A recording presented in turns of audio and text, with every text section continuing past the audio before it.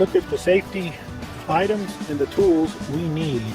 Okay, what we need here is a pair of gloves, a pair of goggles, full face shield, a mask to keep down the particulate level of the metal in the air from getting into your lungs, a belt sander,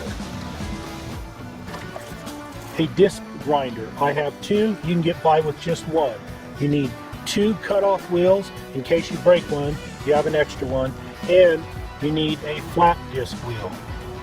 And then you need some pliers, needle nose and lineman's pliers, and then you need various clamps to hold the project down until you're finished with it.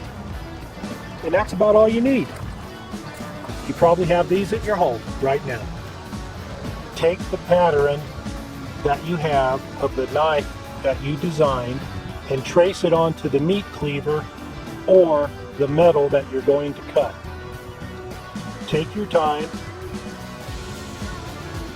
and then take it over to the bench, strap it down, clamp it down, and start cutting slowly.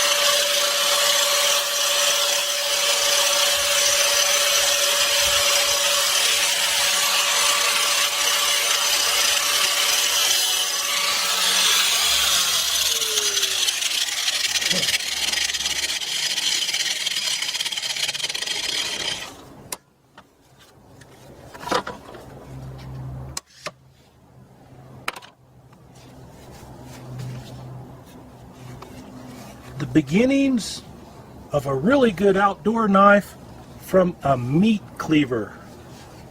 The basic shape, Now, we have to just finish it. It's a work in progress. Nice and thick, stainless steel. I maintained the temper. I didn't push it too hard. So everything ought to be just right once we get it ground up. We'll be able to baton wood, take out a dinosaur with it. We'll see. So you can take metal, take a meat cleaver, make your own custom outdoor knife.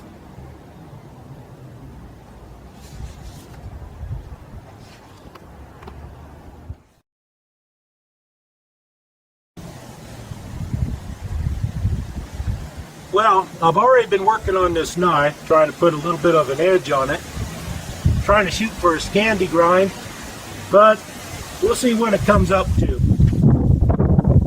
This is a good knife. It was one that you saw me earlier go ahead and cut out of a meat cleaver. Now the thing about it is, I didn't want to go ahead and put this in a forge and reheat treat it. So I went ahead and I took my time. I did rush it just a little bit, but fortunately nothing happened. I did not take away the heat treatment and the hardness of it. This here is Pakistani stainless steel, high carbon. This is a little bit older meat cleaver that I took, and I'll tell you what, this is one heck of a knife. It's strong. I've already batoned some wood with it, but I'm not too crazy about batoning wood with any knife. That's why they make hatchets and axes and splitting bars and things like that. But anyway, I'm going to go ahead and work on this here a little bit more, put more of an edge on it. Let's take a good look at that. Now, one thing I do wish was that the tang was a lot longer, but I'll probably end up taking this handle off sometime in the future, putting a new handle on it. It would be called scales to other people, but anyway, that's just what I've got to work with. I'm kind of happy with the overall shape of it, but what I want to do up here, and I may have to take this to a grinder or just go ahead and put this on here for a while. I'm running 80 grit, that's pretty coarse sandpaper, but I was wanting to take that little hump back off of there and just go straight across. What I did was I took a piece of tape, lined it up straight going across, and then colored that in with a permanent marker. So if you can imagine, this here's all cut off. That's going to look pretty sharp. And then go ahead and put more of a edge on the knife, polish it up a little bit, I guess, if you want. Or I was thinking about putting a patina on there with vinegar. So taking an old meat cleaver, putting a design on it, cutting it out, it kind of worked pretty good. And this is strong. This is some strong steel, I'll tell you what. It's a little bit older, but it works fine. The metal doesn't know how old it is. The important thing is I maintain the temper of the steel. I don't have to fire it back up and all of that. And there's a lot of times you got steel laying around. Maybe you've got an old meat cleaver. You can go ahead and make a knife that you want. Out of that, cut it, take your time, go through everything you got to go through. It'll work for you.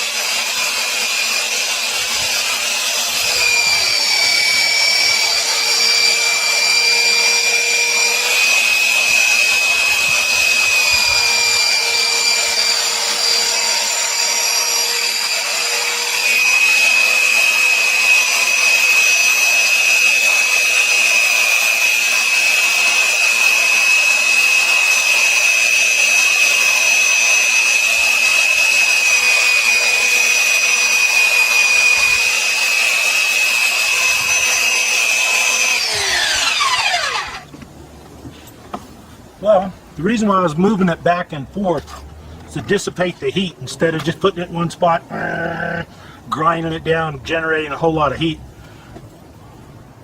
You can see, yeah, it's a work in progress, but it's coming along. Look at that. Now, you can see where the edge is kind of turned just a little bit because it's so thin.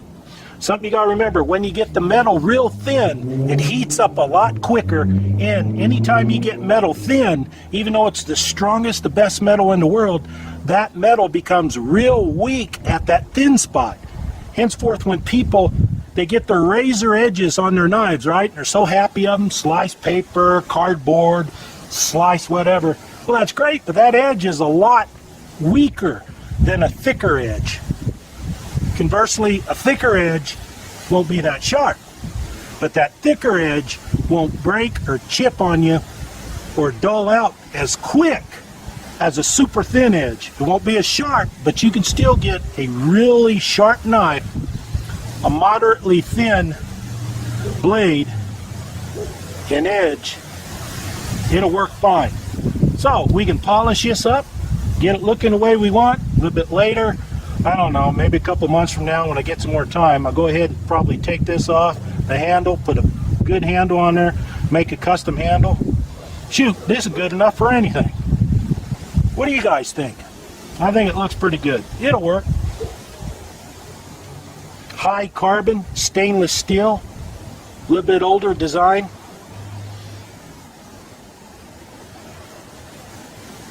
Thank you very much for watching. I hope you like it. I hope you get some ideas too. You can even take older knives, even thick kitchen knives, cut them the way you want, put a good edge on them. You just saved yourself $50, $100 or more, and you got yourself a pretty good little outdoor knife. And you could use it for whatever, bushcraft or what have you. Or if you want a baton wood, bang, bang, bang. Thanks a lot for watching. See, this is called jimping. Okay, this is what I wanted to do. I want to put some jimping on top of my knife.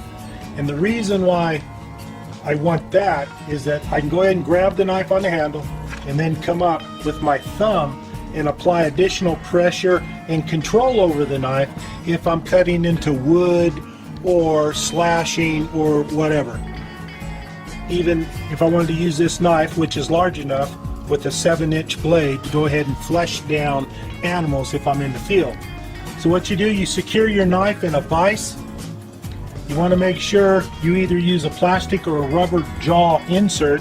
Since I can't find mine, I had to put pieces of rubber in one side, in the other, clamp it. That way I won't mar the blade because I still need to polish it. So the jimping is where you put little cuts in the top. Most of the time you grab your knife like this, but if you have to, or if you have to, like me sometimes, I gotta get way up in there to go ahead and push. So I'm gonna cut 2 more and show you basically how you do it. You take a triangular file, you secure your knife good first, then you take a triangular file and you get a little ridge started. Ideally, you go ahead and you mark off the areas. I've already done most of this here basically as an example. So I'm gonna put another cut here and then one up here and I'll be done. So what are we going to do here? We're going to go just like this. Trying to do it so you can see easy with the video, otherwise I'd be right on top of it. Try to keep it straight. Most of the things I cut usually crooked, but I try to keep it straight. So I only want to take it down just ever so much. Let's see. It's pretty even. May have to take this one down just a little bit more. Alright, and one more right up here. Get that started.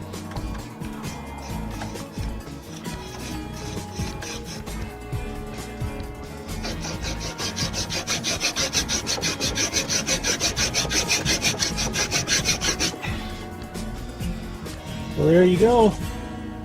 Pretty much done. This is called jimping. Again, so you can grab it up in here. Up in here, you can polish all that. And also, when you use a ferrocerium rod to go ahead and start a fire, since I'm left-handed, let me get this out of here. Since I'm left-handed, I'd be picking it up this way. Put the ferrocerium rod here and then pulling the rod. And right there goes all the sparks. But you can see, here it is. Now I just clean that up, buff that out, make sure there's really no sharp edges unless you want them a little sharp. This isn't too bad. There's my knife right there. That's how you put jimping on. Doesn't take long at all. Try to make them even so they look real nice. The cuts, they're not too bad for being offhand.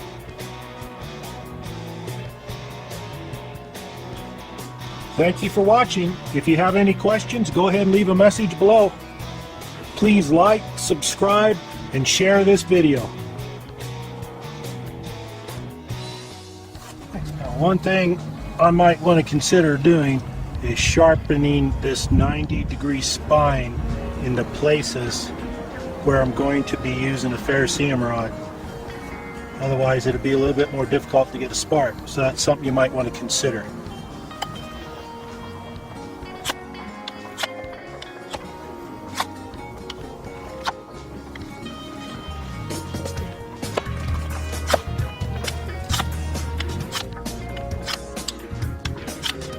Okay, that's a pass, but again, I want to sharpen this, get it flat 90 degrees so it's absolutely sharp right here, so it digs down in here. Of course it'd help I'd scrape off more of this protective coating on here. There you go. So you're going to be able to start a fire. Now they put this down to the side. Let me do something right here. And it's a pretty good sized piece of Chinese elm. Now hopefully my baton won't break. Got a little one here.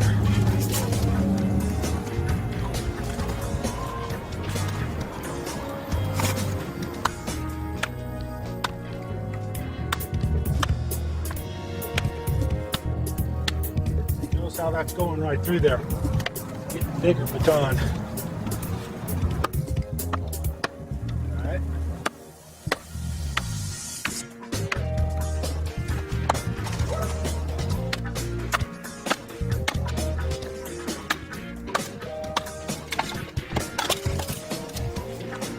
Chinese elm.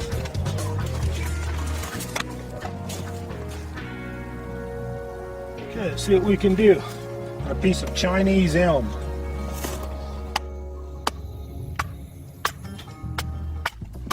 Now on larger pieces, because this knife's so thick, it's going to be a little bit more difficult. It goes right through. No damage to the edge. Good hardened steel.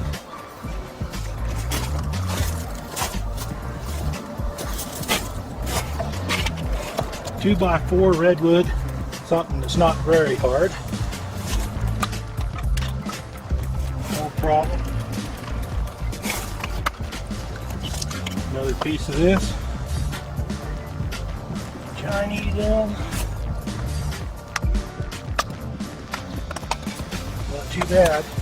Everybody's always wanting to do a fuzz stick or something.